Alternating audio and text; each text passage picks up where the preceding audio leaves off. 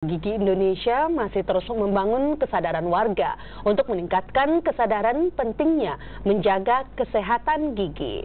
Masih banyaknya warga yang tidak memiliki kesadaran menjaga kesehatan gigi menjadi salah satu fokus kerja Persatuan Dokter Gigi Indonesia Cabang Sulselbar.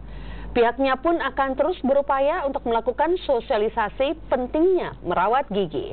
Apalagi saat ini kepengurusan dari PDGI Sulselbar telah berganti ke pengurus yang baru.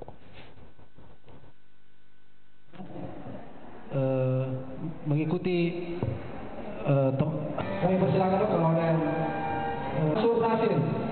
yang pertama adalah wawasan kesehatan gigi masyarakat edukasi pada masyarakat.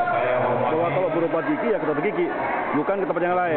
Sakit gigi ya ke dokter gigi. Nah inilah yang nantinya tugas para teman-teman di cabang ini untuk mengedukasi masyarakat.